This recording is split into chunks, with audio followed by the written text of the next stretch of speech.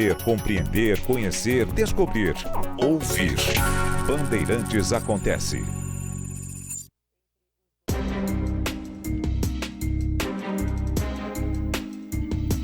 Bom, não houve surpresas na reunião do Copom. Uma reunião que, na verdade, é dividida em duas partes, né? Uma com a participação dos representantes das diversas diretorias do Banco Central, muitas vezes sem a presença do presidente do Banco Central. Na reunião de quarta, sim. Aí ele está presente e vota. E aconteceu o que já se esperava, uma redução de 0,5 ponto percentual na Selic, a taxa básica de juros. Era a decisão esperada aí por mercado financeiro, mercado cambial, mercado de ações, por bancos, por jornalistas que trabalham com isso e pelas pessoas em geral que se interessam pelo assunto. E mesmo quem não se interessa tem de lidar com as consequências, não é? E houve esse corte na taxa básica em 0,5 ponto e agora o juro vai para 12,75, a taxa básica, né? Isso obviamente nada tem a ver com os juros escandalosamente altos, indecentes, que são cobrados pelos bancos nas transações com seus clientes, nos empréstimos para seus clientes, e que chegam a obscenos 445% no caso do rotativo do cartão de crédito. Obscenos 445%. Mas a taxa básica, ela determina muita coisa, inclusive estimula ou desestimula, é óbvio, a decisão das pessoas de optarem por rentismo, de optarem por atividade produtiva, deixa o crédito no geral mais caro ou mais barato, porque mesmo quando a Selic despenca, como aconteceu recentemente, que ela foi lá para casa de 2%, as taxas cobradas pelos bancos, os empréstimos no setor financeiro privado, continuaram obscenas, elevadíssimas. Nem deram bola para a Selic. Mas quando a Selic começou a subir, chegando a 13,75 e ali permanecendo um bom tempo, aí começam a dizer que é por causa da Selic. Não, a Selic está alta. Afinal, a Selic, ela é a base para as relações interbancárias, para as transações interbancárias e também na remuneração da compra de títulos públicos, títulos governamentais. Então esses títulos ficam mais ou menos atraentes de acordo com a Selic. O que importa, claro, é a taxa real, não a nominal. Você pega a taxa nominal menos inflação. E aí você tem a taxa real. Por isso que às vezes dizem, olha, em alguns países a taxa está negativa. Exatamente por essa conta. É a taxa real que está negativa. É a taxa de juros básica menos a inflação do período, não é? E no Brasil nós temos uma taxa real muito alta e há uma expectativa de que a taxa real, não a nominal, pelo ritmo, pelo andar da carruagem, fecha o ano em 11,75. Foi agora para 12,75, deve haver ainda uma redução de 1 ponto percentual, indo para 11,75 em 2 reuniões do Copom. Ou seja, 0,5 ponto mais 0,5 ponto, ela iria para 11,75. Essa é a expectativa. Mas a taxa real, quando chegar em 11,75, se chegar, ela será superior a 6%, aproximando-se de 7%. E aí, se assim for, o Brasil estará disputando com o México a mais alta taxa real de juros do mundo. Não, mas e a Argentina? A Argentina está mais de 100%, sim. Mas quando você faz a conta com a inflação oficial na Argentina, a taxa real é menor que a brasileira. Essa é a conta que importa. É a taxa real menos a taxa nominal menos a inflação. Então, na Argentina, a taxa nominal de juros está próxima de 120%. Só que aí a inflação também está. Aliás, a oficial. A real, ela passa dos 120% ao ano. No Brasil, houve uma redução da inflação e mesmo assim a taxa ficou, a taxa básica, muito tempo em 13,75. Então é claro que houve um aumento da taxa real, quando a inflação descia e a taxa nominal permanecia no mesmo lugar. É óbvio que houve um aumento da taxa real de juros, com a taxa nominal permanecendo onde estava e a inflação descendo. Claro, a taxa real subiu. E agora, mesmo com esses movimentos de redução da Selic, a taxa real ainda é elevadíssima. E repito, talvez feche o ano entre 6,5% e 6,75% e brigando essa disputa em glória, né, com o México pelo título de maior taxa real de juros do mundo. Não a nominal. Nominal, a Argentina está ganhando com folga e tal.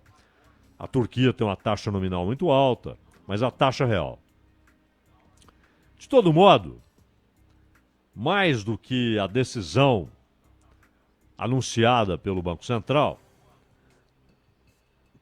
é preciso ficar atento para a ata, para a explicação, para aquilo que fundamenta, em tese, teoricamente, e observação dos movimentos econômicos da sociedade brasileira agora, mas aquilo que fundamenta a decisão do Banco Central.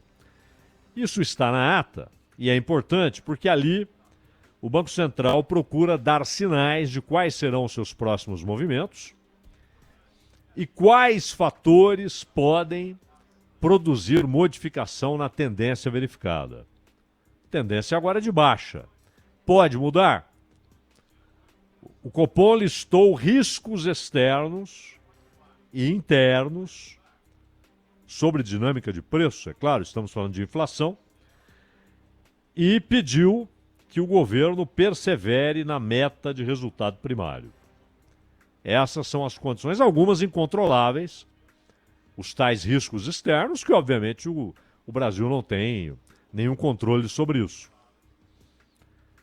É a guerra, é a taxa de juros nos Estados Unidos, que, aliás, houve a decisão do Fed de mantê-la, uma taxa que é a mais alta em 22 anos, mas com sinais de que essa taxa pode ser mantida por longo tempo e até sofrer altas no ano que vem, dependendo do comportamento da inflação nos Estados Unidos, embora muitos economistas já enxerguem um esfriamento dessa explosão de consumo que houve.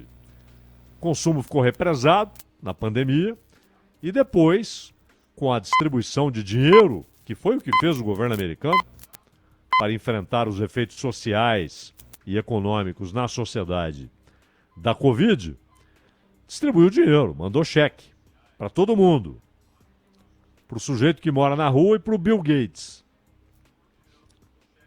E aí, houve uma explosão de consumo, a taxa de abertura de vagas, a taxa de emprego continua elevada, mas há sinais de esfriamento, que podem ser confirmados ou não, até pelo dinamismo da economia dos Estados Unidos.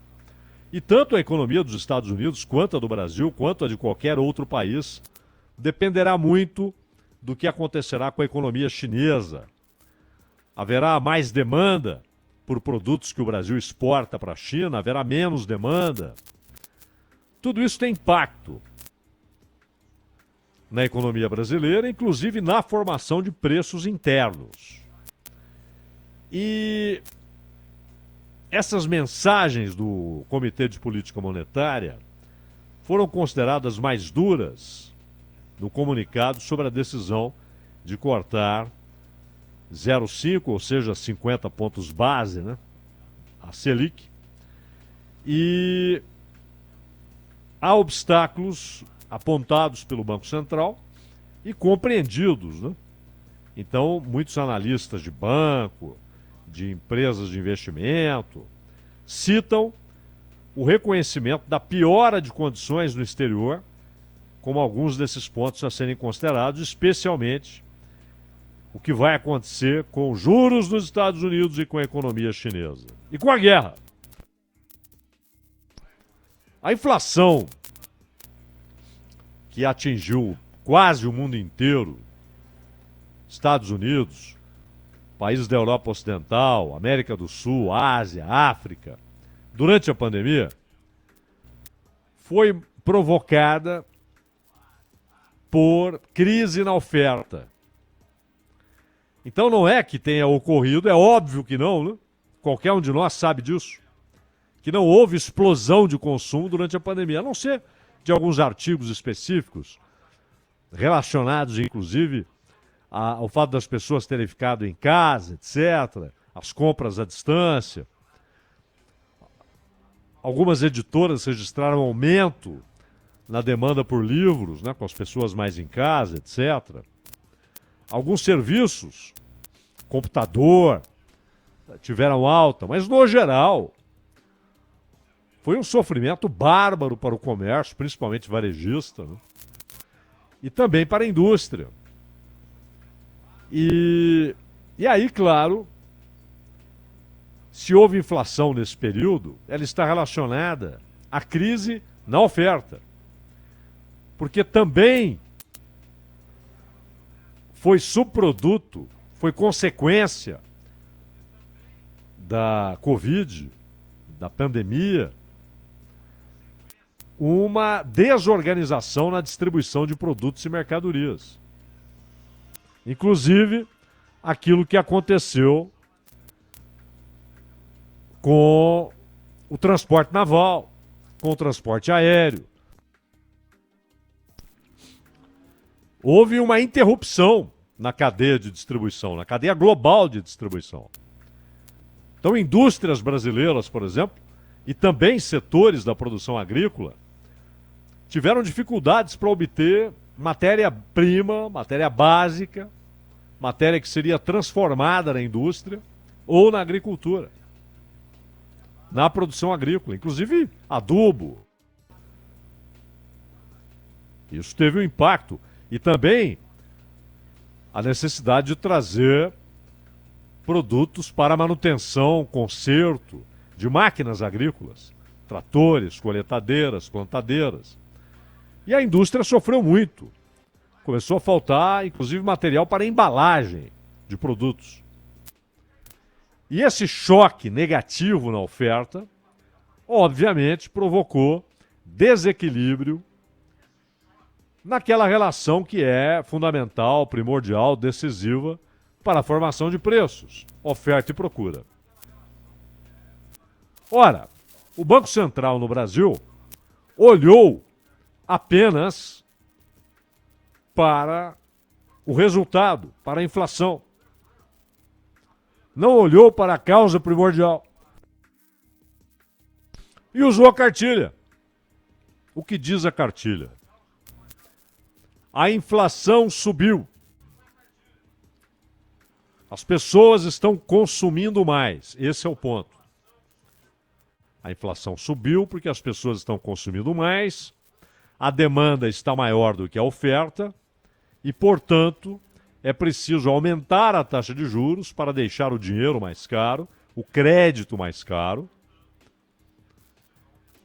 Isso vai levar a uma redução do consumo, volta ao equilíbrio saudável entre oferta e procura e os preços ficam acomodados, param de subir. Combatemos a inflação.